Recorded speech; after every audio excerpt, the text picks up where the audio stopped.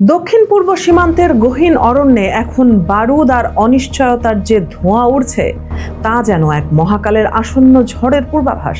গত এক দশক ধরে বাংলাদেশ যে রোহিঙ্গা সংকটের ভার বহন করে আসছে তার চেয়েও অনেক বেশি বিপজ্জনক ও জটিল এক ভূ রাজনৈতিক সমীকরণ এখন দরজায় কড়া নাড়ছে।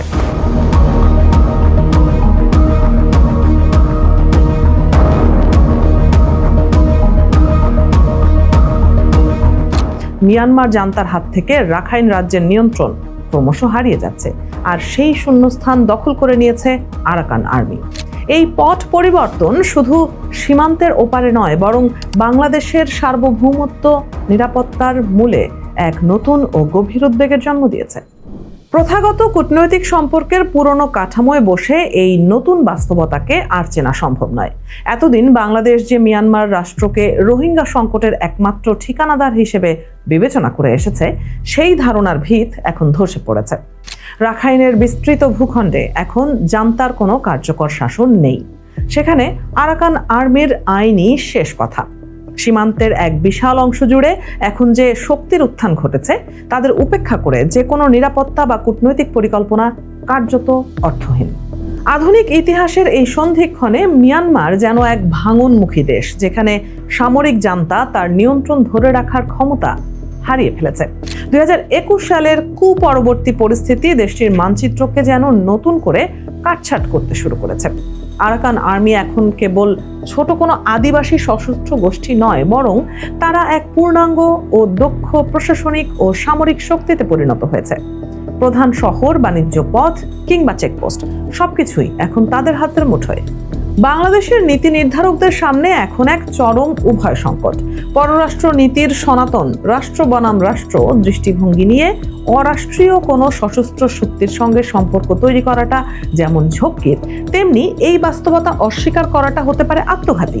কারণ যে শক্তির হাতে সীমান্তের চাবিকাঠি, তাদের এড়িয়ে সীমান্তকে নিরাপদ রাখা অসম্ভব। রোহিঙ্গা প্রত্যাবাসনের টেবিল তো দূরের কথা, সাধারণ আন্তঃসীমান্ত বাণিজ্যের ক্ষেত্রেও এই নতুন শক্তিকে হিসাবে নেওয়া ছাড়া এখন আর কোনো বিকল্প পথ খোলা নেই। রোহিঙ্গা সংকটের মানবিক মাত্রার চেয়ে এই নতুন ভূ রাজনৈতিক চ্যালেঞ্জ অনেক বেশি গভীর। আগে যেখানে মূল মাথা ব্যথা ছিল কক্সবাজারের শরণার্থী শিবির, এখন সেখানে যোগ হয়েছে সশস্ত্র গোষ্ঠীর উত্থান, আন্তঃসীমান্ত অপরাধ চক্রের দৌরাত্ম্য এবং অস্ত্র চোরাচালানের এক ভয়াবহ বিস্তার। এটি এখন আর কেবল আশ্রিত মানুষের সমস্যা নয়, এটি সরাসরি একটি রাষ্ট্রের নিরাপত্তার প্রশ্নে পরিণত হয়েছে। সীমান্ত পরিস্থিতি যেভাবে জটিল থেকে জটিলতর হচ্ছে, তাতে কক্সবাজার আর কেবল একটি আশ্রয়স্থল হিসেবে সীমাবদ্ধ থাকছে না। অবশ্য এই নতুন পরিস্থিতির মাঝে লুকিয়ে আছে এক সুপ্ত সুযোগও। রাখাইন যদি একসময় স্থিতিশীল হয়, তবে এই পথ দিয়েই দক্ষিণ ও দক্ষিণ পূর্ব এশিয়ার বাণিজ্যের এক নতুন দ্বার উন্মোচিত হতে পারে। চট্টগ্রাম ও কক্সবাজারের ভৌগোলিক সুবিধা কাজে লাগিয়ে বাংলাদেশ অর্থনৈতিকভাবে লাভবান হতে পারে, কিন্তু সেই সম্ভাবনাকে বাস্তবে রূপ দিতে হলে প্রয়োজন সাহসিকতা ও বাস্তবসম্মত কৌশলী পদক্ষেপ।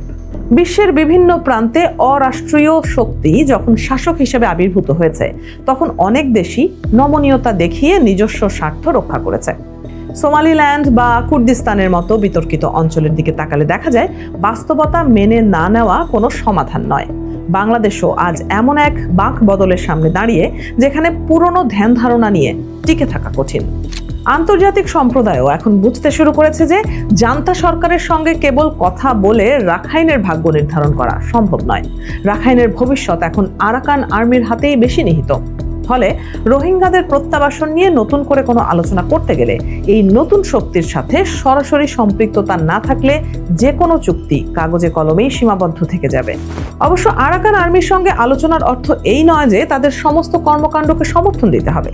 তাদের বিরুদ্ধে থাকা গুরুতর মানবাধিকার লঙ্ঘনের অভিযোগগুলোকে অবশ্যই মাথায় রাখতে হবে। সংখ্যালঘুদের নিরাপত্তা, তাদের নাগরিক অধিকার এবং জবাবদিহিতার বিষয়টি যে কোনো আলোচনার অপরিহার্য শর্ত হিসেবে থাকা বাঞ্ছনীয়। কিন্তু রাজনীতির এই অস্বস্তিকর বাস্তবতাকে কেবল এড়িয়ে যাওয়া বা চোখ বন্ধ করে রাখা কোনো কৌশলী পররাষ্ট্রনীতি হতে পারে না। বিশ্বের বর্তমান ভূরাজনৈতিক মানচিত্র দ্রুত বদলে যাচ্ছে। সার্বভৌমত্বের প্রচলিত সংজ্ঞাও আজ নানা কারণে চ্যালেঞ্জের মুখে। রাষ্ট্রগুলো খণ্ডিত হচ্ছে, অরাষ্ট্রীয় শক্তিগুলো দখল করছে বিশাল ভূখণ্ড। মিয়ানমারের এই রূপান্তর তারই একটি স্পষ্ট উদাহরণ। বাংলাদেশের জন্য এর বার্তা খুবই স্বচ্ছ। মিয়ানমার নীতি এখন আর কেবল নেপিদোর রাজপ্রাসাদ বা শরণার্থী শিবিরের মধ্যে সীমাবদ্ধ থাকতে পারে না।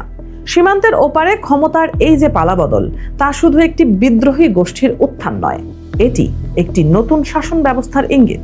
আর এই বাস্তবতাকে মেনে নিয়েই বাংলাদেশকে সাজাতে হবে তাদের ভবিষ্যতের নিরাপত্তা ছক। রোহিঙ্গা সংকট আজও ঝুলে আছে, তাদের ফেরানোর কোনো সুস্পষ্ট দিশা নেই। কিন্তু তার চেয়েও বড় শঙ্কা এখন সীমান্তের ওপারে গড়ে ওঠা নতুন এক রাজনৈতিক বাস্তবতার। আমাদের কূটনীতিবিদদের এখন বুঝতে হবে যে মানচিত্র হয়তো আগের মতোই থাকবে, কিন্তু সেই মানচিত্রের ভেতরে ক্ষমতার চেহারা পুরোপুরি বদলে যাচ্ছে। এই নতুন মুখ চেনাটাই এখন বাংলাদেশের জন্য সবচাইতে বড় চ্যালেঞ্জ। জান্তা সরকার যে সক্ষমতা হারিয়েছে তা মেনে নেওয়ার মধ্যেই লুকিয়ে আছে কূটনৈতিক পরিপক্কতা। সবচাইতে বড় ট্র্যাজেডি হলো এই পরিস্থিতির কোনো সহজ সমাধান নেই।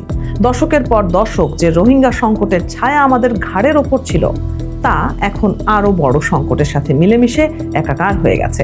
সীমান্ত নিরাপত্তা এখন আর কেবল কাঁটাতারের বেড়ায় বন্দী নেই, তা এখন বিস্তৃত হয়েছে ওই অরণ্যের ভেতরে, যেখানে নতুন শাসকেরা তাদের নিজেদের আইন তৈরি করছে। রোহিঙ্গারা কি ফিরতে পারবে? এই প্রশ্নের উত্তর এখন আর জান্তার হাতে নেই। এখন উত্তর লুকিয়ে আছে সেই শক্তির কাছে যারা রাখাইনের মাটি শাসন করছে। তাই নতুন কৌশল নিতে হলে নতুন শক্তির সাথে যোগাযোগের ক্ষেত্র তৈরি করতে হবে। অন্যথায় আমরা কেবল দর্শক হয়েই থাকবো, আর আমাদের সীমান্ত দিয়ে বয়ে যাবে ভূ রাজনৈতিক ঝড়ের ঢেউ। ভবিষ্যতের দিকে তাকালে দেখা যায় আরাকান আর্মি যদি সত্যি স্থায়ী রাজনৈতিক শক্তিতে পরিণত হয়, তবে তাদের সঙ্গে সম্পর্কের সমীকরণটি হবে অত্যন্ত সূক্ষ্ম। একদিকে দেশের সার্বভৌমত্ব রক্ষা, অন্যদিকে সীমান্তের স্থিতিশীলতা। এই দুইয়ের ভারসাম্য বজায় রাখা হবে বড় এক পরীক্ষা। আর এই পরীক্ষায় উত্তীর্ণ হতে হলে আবেগের জায়গা থেকে সরে এসে ঠান্ডা মাথায় বাস্তবতাকে বিশ্লেষণ করা ছাড়া উপায় নেই। আমরা যদি মনে করি যে মিয়ানমার রাষ্ট্র বলতে কেবল জান্তা সরকারকেই বোঝায়, তবে আমরা এক মরীচিকার পেছনে ছুটছি। এই ভুল ধারণা আমাদের বিগত কয়েক বছরে যে ক্ষতি করেছে তা পুষিয়ে নিতে হলে নতুন দৃষ্টিভঙ্গি প্রয়োজন। যে ভূখণ্ডে রোহিঙ্গারা ফিরবে, সেই ভূখণ্ডের শাসকের সঙ্গে সরাসরি কোনো সমঝোতা ছাড়া প্রত্যাবাসন কেবল এক অলীক কল্পনা। আরাকান আর্মির বিরুদ্ধে থাকা অভিযোগগুলো কোনোভাবেই ছোট করে দেখার অবকাশ নেই। তাদের কর্মকাণ্ডে মানবাধিকারের চরম লঙ্ঘন হয়েছে, যা নিয়ে আন্তর্জাতিক স্তরে যথেষ্ট ক্ষোভ রয়েছে। তবুও বাস্তবের মাটিতে দাঁড়িয়ে যখন সমস্যার সমাধান খুঁজতে হয়, তখন অনেক সময় অপ্রিয় সত্যকেও মেনে নিতে হয়। এটি এক কঠিন নৈতিক টানাপোড়েন, যা বাংলাদেশের কূটনীতিকে প্রতিনিয়ত দোদুল্যমান অবস্থায় রাখছে। মিয়ানমার পরিস্থিতির এই নাটকীয় মোড় পুরো দক্ষিণ এশিয়ার রাজনীতিতে এক নতুন মাত্রা যোগ করেছে। পরাশক্তিগুলো এখন রাখাইনের নতুন ক্ষমতার সমীকরণের দিকে তীক্ষ্ণ নজর রাখছে। বাংলাদেশ যদি এই লড়াইয়ে পিছিয়ে পড়ে, তবে আঞ্চলিক বাণিজ্যের সুবিধা থেকে যেমন বঞ্চিত হতে হবে, তেমনি নিরাপত্তাহীনতার গহ্বরেও তলিয়ে যেতে পারে দক্ষিণ পূর্ব সীমান্ত। তাই সময় এসেছে মিয়ানমার নীতির আমূল পরিবর্তনের। রোহিঙ্গা ইস্যুকে মূল কেন্দ্রে রেখে, কিন্তু তার সাথে নতুন ভূ রাজনৈতিক বাস্তবতা যুক্ত করে একটি সুসংহত কৌশল প্রণয়ন করা আজ সময়ের দাবি। অরাষ্ট্রীয় শক্তিকে স্বীকৃতি দেওয়া বা না দেওয়ার চেয়েও বড় প্রশ্ন হলো কিভাবে আমাদের দেশের স্বার্থ এবং নিরাপত্তা নিশ্চিত করা যায়। সীমান্তের সেই গহীন অরণ্য থেকে এখন যে আওয়াজ আসছে তা ক্ষমতার পালাবদলের সুর। এই সুর বোঝার ক্ষমতা এবং তার উপর ভিত্তি করে নিজস্ব নীতি সাজানোর সাহসী পারে বাংলাদেশকে এই সম্ভাব্য বড় বিপদ থেকে রক্ষা করতে। অনাগত ভবিষ্যতে মিয়ানমার যদি খণ্ডিত কোনো রাষ্ট্রে পরিণত হয়, তবে তার প্রভাব পড়বে আমাদের প্রতিটি ইঞ্চি সীমান্তে। সেই সতর্কবাণীটি যেন আমাদের কান পেতে শোনার সময় এসেছে। আমরা রোহিঙ্গা সংকটের বেড়াজালে এমনভাবে আটকে পড়েছি যে তার চেয়েও বড় যে ঝড় ধেয়ে আসছে তা অনেক সময় আমাদের দৃষ্টির আড়ালেই থেকে যাচ্ছে। এই দৃষ্টি উন্মোচনই এখন সবচেয়ে বড় কাজ। মানচিত্র অপরিবর্তিত থাকুক বা না থাকুক, ক্ষমতার চেহারা যে বদলে গেছে তা অস্বীকার করার কোনো উপায় নেই। এই নতুন সত্যকে আলিঙ্গন করে সকল ঝুঁকি ও সুযোগ বিশ্লেষণ করে বাংলাদেশ যদি আগামীর দিনগুলোতে তার কৌশল সাজাতে পারে, তবেই এই মহাক্রান্তিকাল পার হওয়া সম্ভব। অন্যথায় সীমান্তের ওপারে ঘটতে থাকা এই রাজনৈতিক বিবর্তন আমাদের জন্য ডেকে আনতে পারে এক দীর্ঘস্থায়ী অনিশ্চয়তা।